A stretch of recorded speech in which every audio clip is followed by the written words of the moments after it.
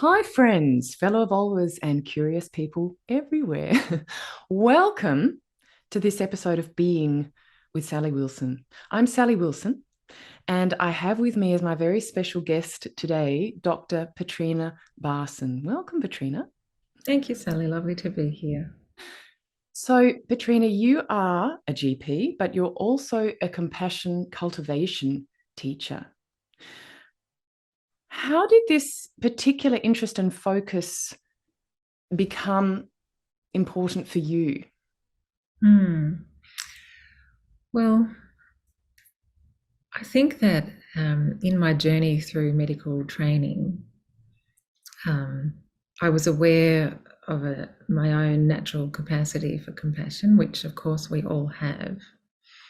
And I was aware through my training that that natural capacity felt a bit under threat. So it felt as though the training that I was being put through was actually um, threatening to diminish my own natural capacity.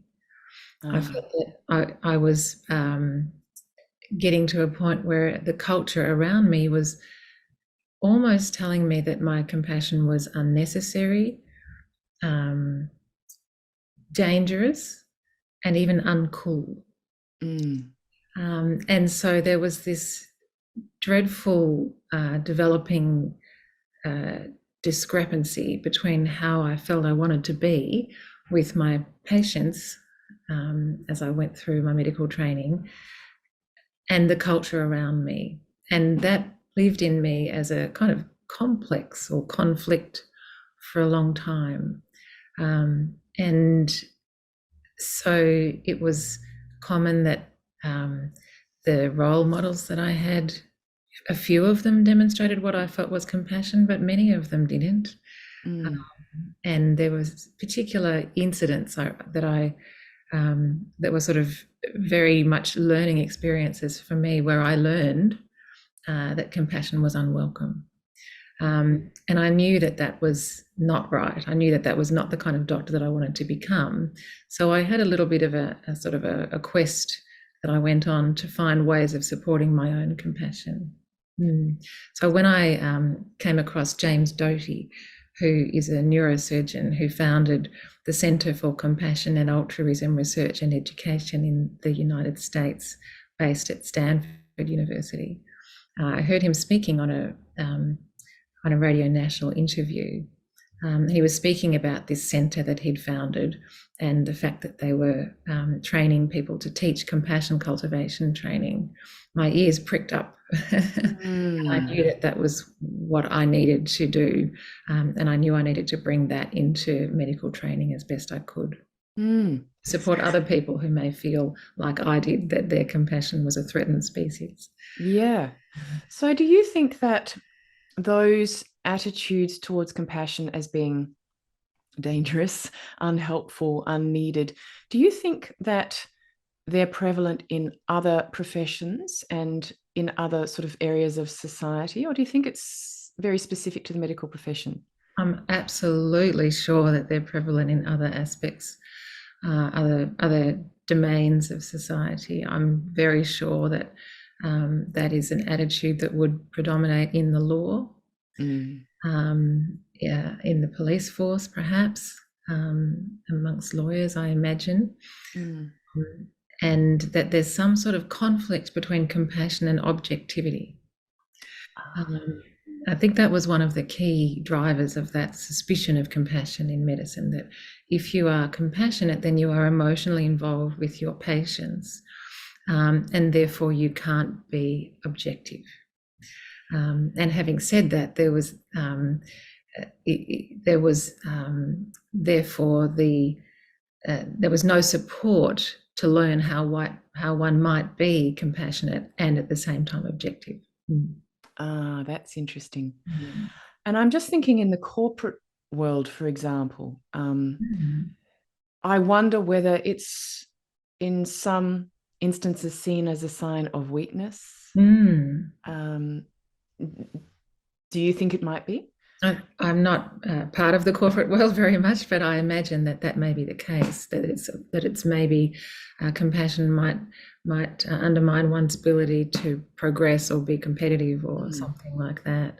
mm, Yes, although these things are changing. I think mm, even in medicine, there's I trained in my medical school days were in the 80s, and things have moved on since then.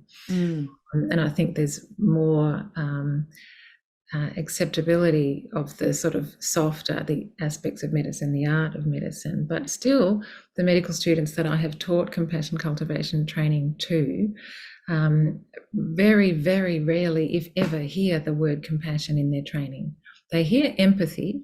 They hear a lot mm. about empathy, which is a development. I didn't hear anything about empathy in my Right, training.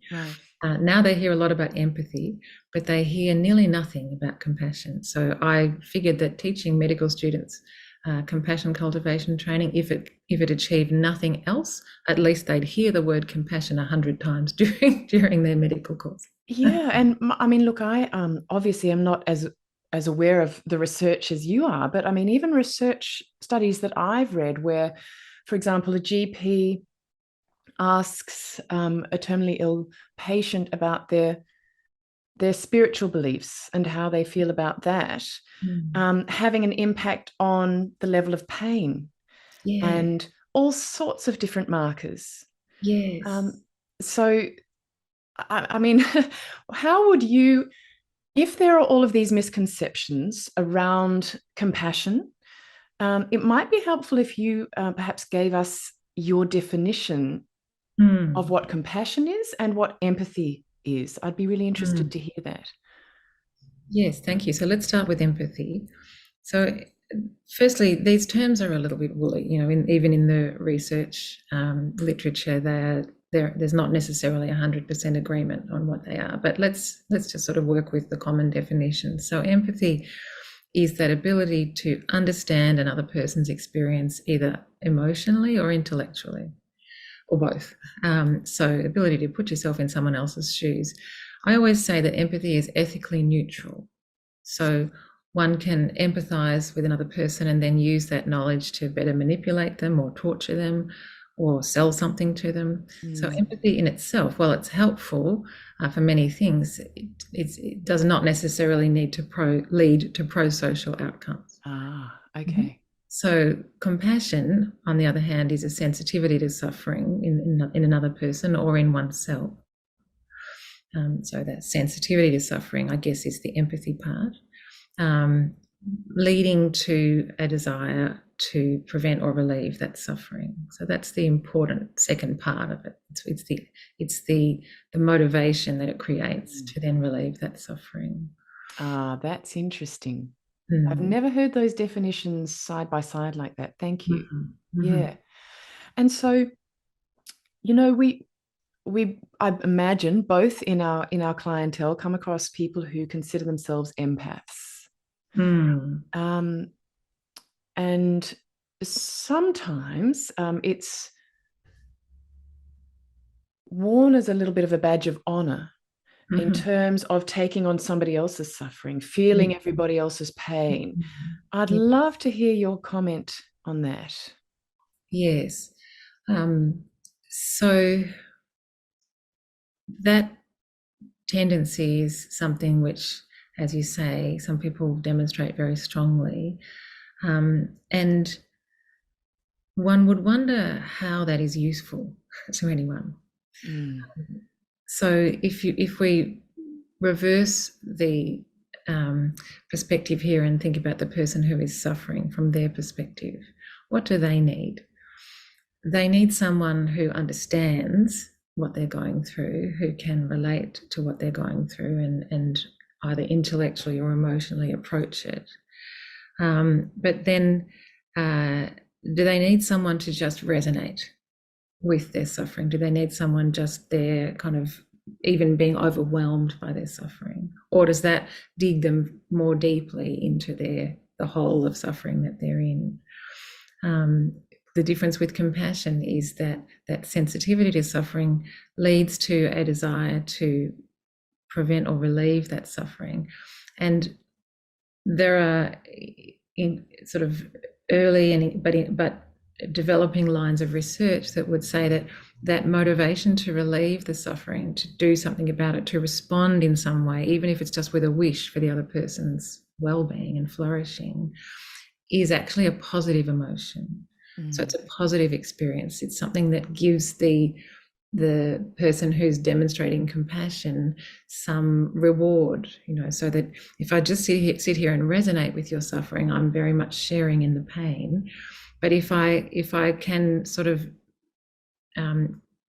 shift that or move that into a place where I'm imagining you well, or I'm wishing for you to be well and happy, then that is something that, first of all, gives me the motivation to reach in and help you move out of your suffering. And secondly, supports my own ability to be with your suffering. So I'm not just experiencing your pain, I'm kind of big enough to hold that pain and at the same time offer something in response, something that sustains me in the process.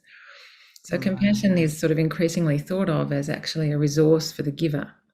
And as something which makes working in domains where there is a lot of suffering much more sustainable.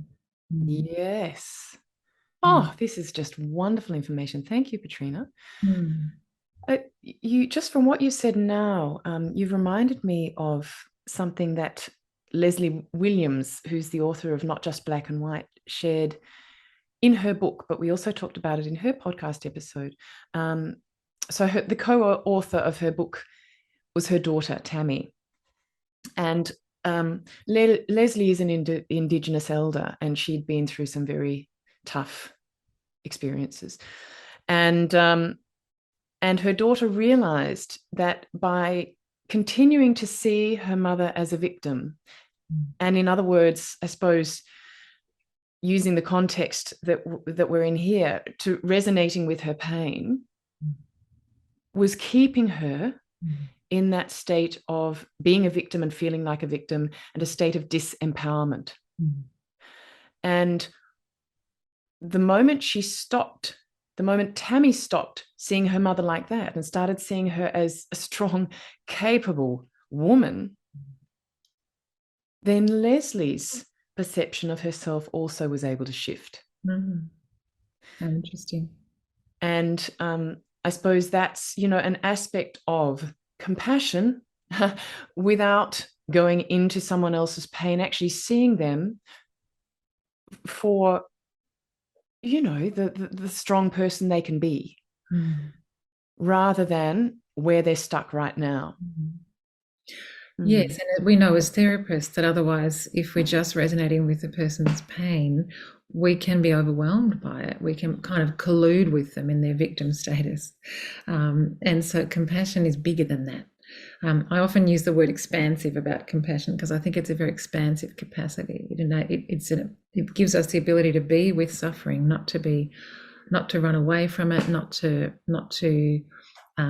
be overwhelmed by it, but at the same time to provide a space in which it's possible and conceivable for the person to move out of that suffering, to be their best selves, if you like. Yeah. And so for people listening to this or watching this, Petrina, who are thinking, oh, I wonder if I'm compassionate. I wonder if I'm compassionate enough. How can we start to build that awareness in ourselves, whether it's something that that we'd benefit from cultivating? I mean, I'm sure we would all benefit from cultivating it. But how can we build our awareness around it? Yes, that's a very good question. So I suppose compassion is thought to be the outcome of a number of other capacities. And the first of those capacities is mindfulness. So the ability to notice suffering, for example, in oneself or in someone else, and just to be a space in which that suffering occurs, rather than to kind of identify with that suffering, to become the suffering. Mm. And so, but also mindfulness would be the ability to register how one responds to that suffering in other people or oneself. Mm. So, for example, if we think about self-compassion, it might be that we are so used to being on automatic pilot. We're so used to maybe, for example, pushing ourselves to always achieve, that we forget to notice that we're tired or stressed. And suffering can have a capital S to it, or it can have a small s. It can be just little bits of discomfort, or it can be massive things. And we often just sort of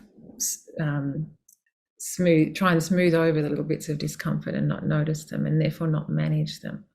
And so, first of all, noticing those little bits of discomfort, and then noticing what our habits are around responding to them. So it might be that we are severe with ourselves, we're stern with ourselves, we just tell ourselves to pull our socks up and get on with things. So in relation to self-compassion, it would be just beginning by noticing whether we notice our own discomfort, and how we respond to it.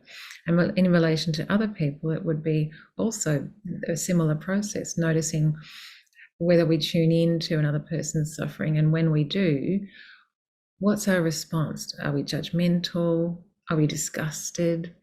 Are we uncomfortable? Do we want to run away? Mm. Just beginning that process of do we want to fix it? Do we want to rescue the person? What's our habitual response to another person's suffering? And maybe are there different kinds of people who we have different kinds of responses to? Yeah. There's some people we find it more easy to have compassion for, maybe people like us. And there are some people that we just tend to treat, in terms of their suffering, perhaps as unpleasant objects. What do we do inside ourselves when we encounter suffering in someone else, in someone whose political opinions differ from ours, or whose behaviour we condemn? Mm. So, what's our habits around that? I think probably cultivating compassion begins with a process of mindfulness, of noticing what we do. And yeah, thank you for bringing up self-compassion. We often forget about that, don't we? Do you think developing compassion for other people um, needs to start with that self-compassion, the mindfulness of our own habits, or not? I think that they are linked. Um, I think it's possible to have one and not the other very much. I think the conversation about compassion has been somewhat hijacked by self-compassion.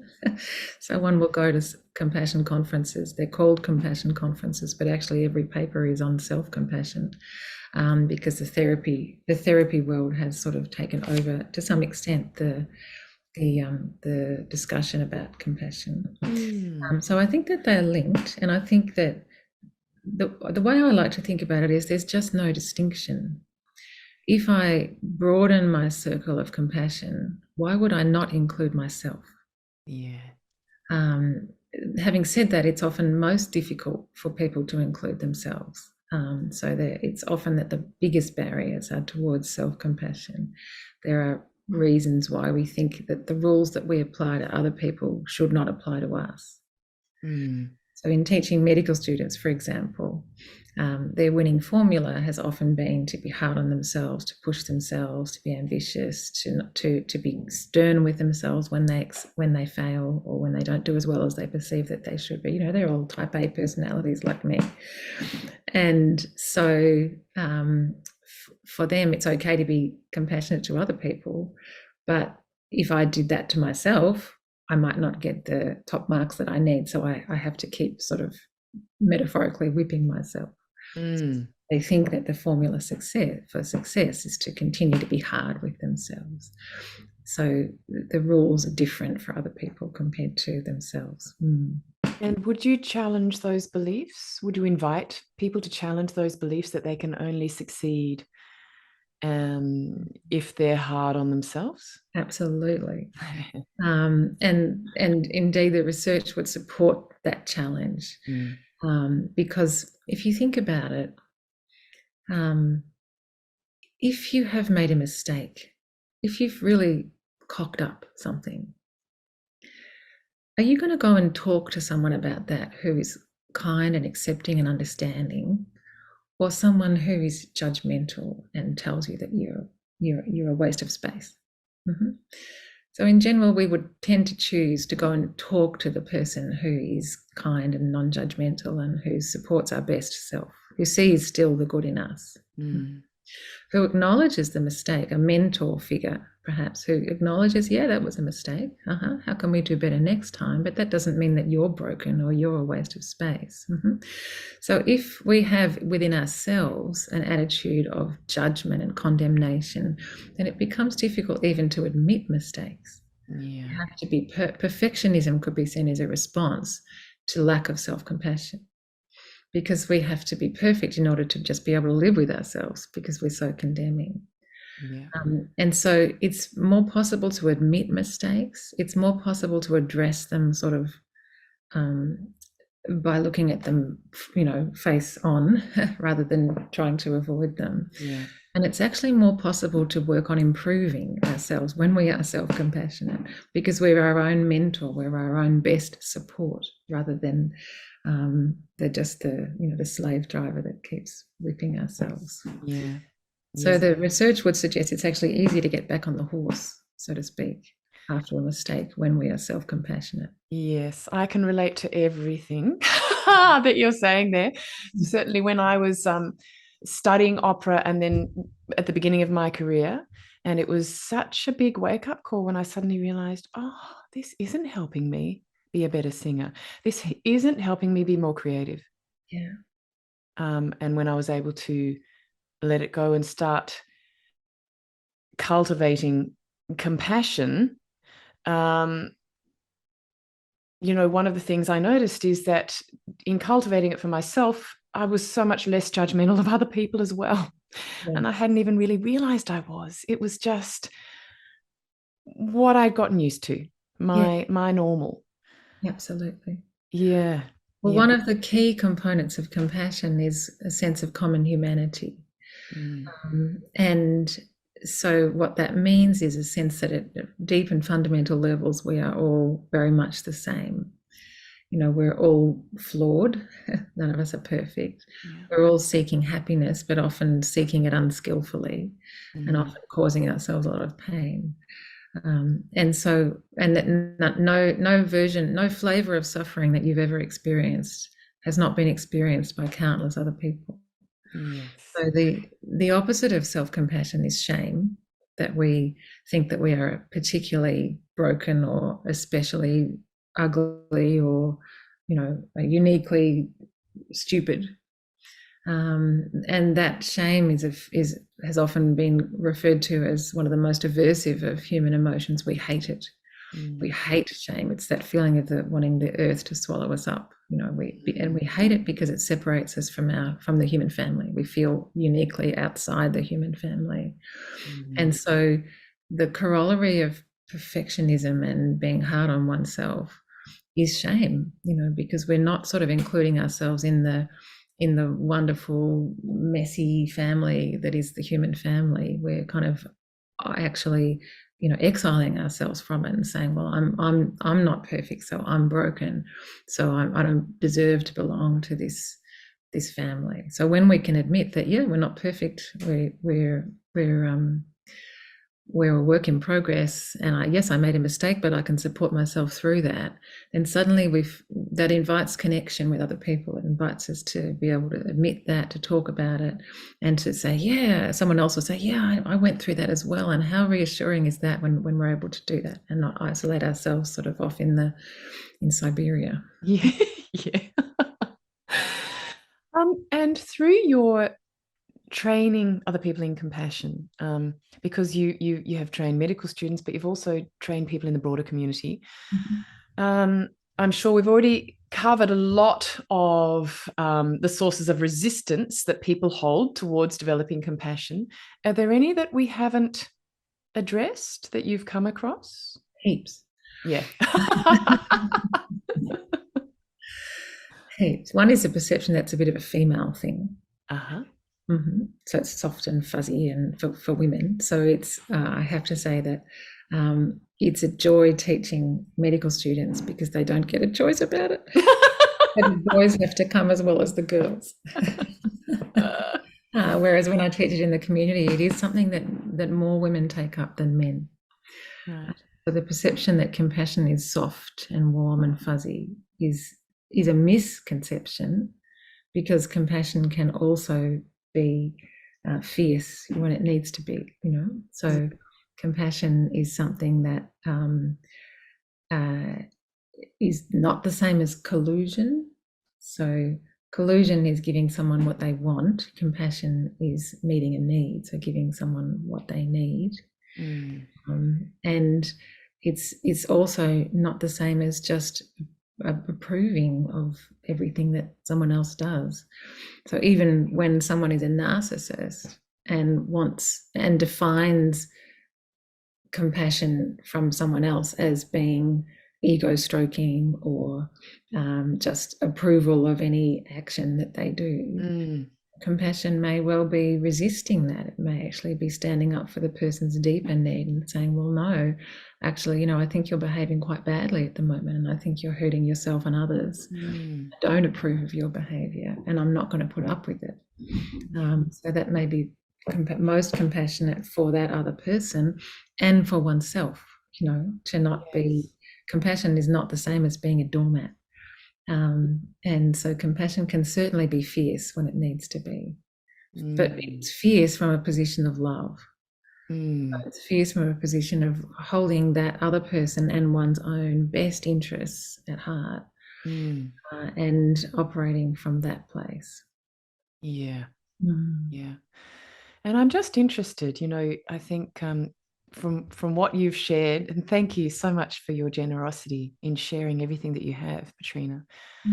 But you know, from what you've shared, it's clear to me, at least, that you know, the perceived downsides to cultivating compassion are really just misunderstandings. Would you be able to just talk a little bit more about what the research says in terms of other benefits that developing compassion, other benefits that it brings? Not that we would need other benefits, not, you know, compassion, being compassionate in the way that you have described is vastly fulfilling, I imagine, and such a strength in and of itself. But just for interest's sake, in terms of the research, what comes up there? Yeah. Well, let's start with self-compassion. So that is robustly correlated with mental well-being. So if I often say that the lack of self-compassion is a royal road to depression. You know, if you want to become depressed, start attacking yourself. That's a really good way to undermine the sort of the bedrock of your well-being. Conversely, self-compassion, the practice of self-compassion is robustly correlated and causally correlated with improved mental well-being, and there's really good evidence to say that now. It's a key ingredient to emotional well-being. In terms of compassion for others, so as you said before, in the medical sphere, we know that compassionate doctors, for example, compassionate health practitioners, produce better outcomes. They take better histories. So you can imagine that if you're a patient with a secret, something burning inside you that's personal and difficult, you know, who are you going to tell that to? The person who's attentively listening and showing you kindness, or and demonstrating that they are not that there's nothing that they don't need to run away from your suffering, or the person who's hurried and and curt or rude, or just simply not listening properly. Are you Mm. going to tell it to the person who makes space? And again, that word expansive, I think compassion is expansive. It makes everybody bigger, makes the situation bigger. So it creates a space in which it's possible for that person to tell what's really on their mind, and therefore potentially to find help and support around what's really on their mind. If compassionate doctors and practitioners get better adherence to medical treatment. So if the person has really felt heard and understood and embraced within the medical consultation, Mm. got room to voice any objections that they have to the treatment plan without feeling afraid of saying that. And then they've got a sort of basis of trust on which to go forward and consume the medicine or do the therapy or whatever it is. Mm-hmm. Mm. Mm. And then I think compassion also is correlated with, you know, um, resilience in the medical professional. So I think that's an emerging area of research. Don't think we can say that we've got that in the bag yet, but there's certainly emerging research that suggests that the mobilization of compassion, as opposed to just empathic resonance, is a strengthening capacity for the health practitioner to be able to continue to function. There's a wonderful little bit of research from Tanya Singer and Mathieu Ricard, a Buddhist monk, who studied people in an fMRI, so functional medical magnetic resonance imaging machine, able to look at the brain's functioning in real time. And they stuck Mathieu Ricard in a fMRI while he was just empathically resonating with some suffering. And then they stuck him in, and then they got him to do compassion meditation. So to actually to actively mobilize compassionate wishes for the particular suffering he'd been thinking about, and demonstrating that there are different parts of the brain that light up, and certainly a different subjective experience of what that's like. One is actually sharing in the pain of others. The other is sort of feeling a release, a kind of a positive emotion towards those people who are suffering. There are Mm. various kinds of research that explore those differences, which make it pretty clear that compassion is a sustaining resource, something that makes the practitioner bigger and more capable of dealing with situations that they're in. But it does have to be compassion for self as well, I think. Compassion for the difficulties one is going through as a practitioner. So sometimes in a difficult medical consultation, I'll just sort of inwardly stop and say, well, you know what, there are two people suffering here, and one of them is me. And I need to apply some self-compassion as well as just demonstrating compassion for the other. Mm. It's the balance, isn't it? Yeah. Yes, absolutely. Oh, Petrina, thank you so much Mm-hmm. for being my guest today. It's been such a pleasure, and You're welcome. I've learned a lot, and I'm sure that our listeners and watchers um, have learned about compassion in their own way, as they need to hear. We all hear what we need to hear, don't we? And you've offered us all so very, very much. So thank you so much for joining us. Thank you for the opportunity, Sally. It's been great. And listeners and watchers, thank you also for being a part of this very important conversation. And I look forward to seeing you over the waves next time. Bye.